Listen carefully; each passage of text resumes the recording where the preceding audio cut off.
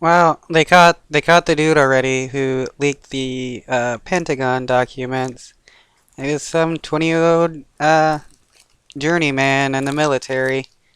Pretty crazy. In Washington, it's been a very busy day here in Washington. Thank you so much for joining us. First off, a suspect has now been arrested in the leak of classified Pentagon documents that were posted on several social media sites. Here's the suspect. His name is Jack Teixeira, being detained outside his Massachusetts home. He is 21 years old.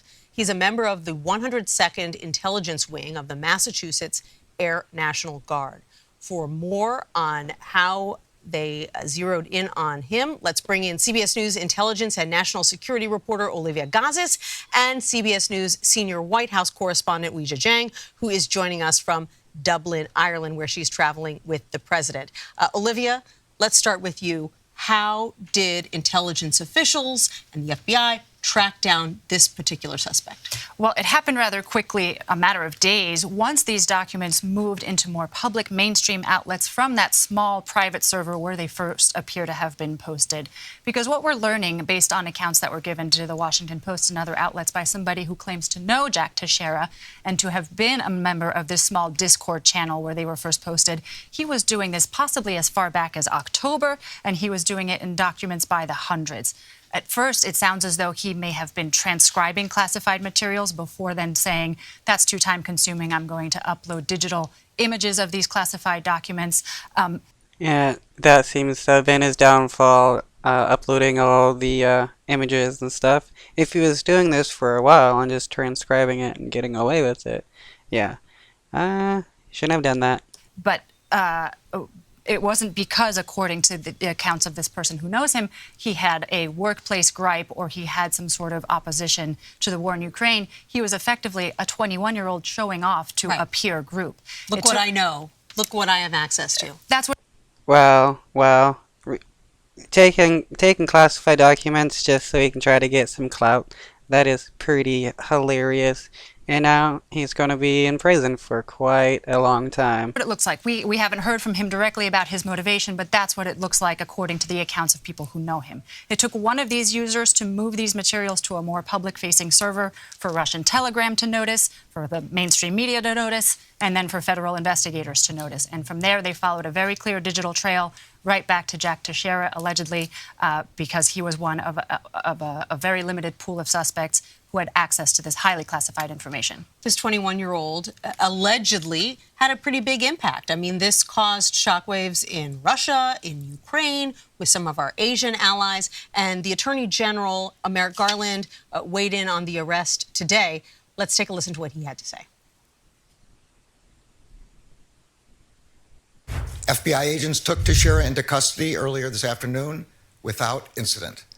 He will have an initial appearance at the U.S. District Court for the District of Massachusetts.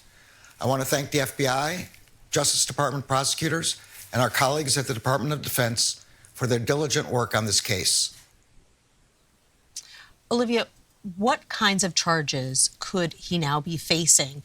And how did he have access to so much classified information in the first place if he really is a low-level 21-year-old member of the National Guard? That was the immediate question for a lot of people, right, is what is a 21-year-old airman doing with access to some of the most coveted and highly protected sensitive information that this country has? Because, yes, we learned from the Pentagon that his role was a cyber transport systems journeyman, somebody who was responsible for laying fiber optic cables, for example, in military bases to connect computer networks. So, again, what is somebody in that kind of role doing with that kind of access to what appear to be briefing books for the chairman of the Joint Chiefs? It's not entirely clear yet. It's not entirely clear whether he was, in fact, authorized to view those documents or whether he was skirting guidelines, breaking rules in order to access them. Nah, he was definitely breaking some rules to get access to these documents. Did hear the Pentagon today call it a deliberate criminal act, and you did hear them say that they are taking a really hard look at their distribution lists, at their rules for who can access highly classified materials, and you also heard them say that, hey, when you join the military and when you apply for a security clearance, you are expected to abide by these rules no matter what age you are. The question of who was behind this leak has really consumed Washington for days. Weijia, you are in Ireland, but the president, who is traveling there right now, was asked about the case there. Let's take a listen to what he had to say. Mr. President, could you give an update on that leak investigation, the leaked documents from DOD? I can't right now. There is a full-blown investigation going on, as you know, with the intelligence community and the Justice Department, and they're getting close. I don't have an answer. How concerned are you about this leak? Are you concerned about our relationship? Are you concerned about the leak? Okay, guys, it's time to go. Let's go. Cool, we got to move. I'm not concerned about the leakages, and I'm concerned that it happened. But there's nothing contemporaneous that I'm aware of that is of great consequence. So, Weijia, it's interesting that he kind of downplayed the leak right there when talking to reporters. What else did he have to say? What else does the White House have to say now that a suspect has been detained?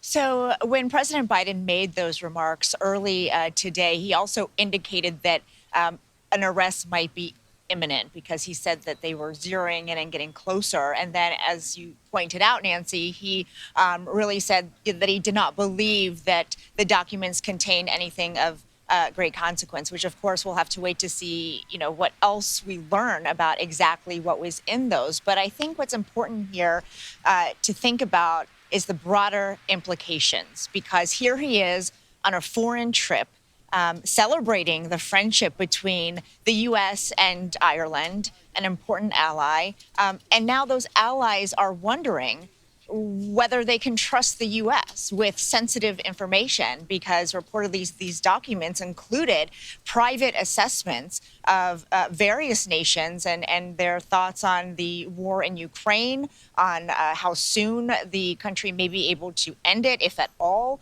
These are big questions for the White House. And today, the White House press secretary, Karine Jean-Pierre, said that this did not come up when the president met with the Prime Minister of the UK yesterday. Now, what we don't know is whether he talked about it during his day of meetings here in Ireland with the president or the Prime Minister, but certainly, this is going to come up, especially the more that we learn about these documents. But I think the White House is trying to downplay it. The White House has said that they're not sure whether all of these documents were even legitimate, that some may be fabricated. So there are outstanding questions, Nancy, but certainly on the face of it, a lot of concerns, too.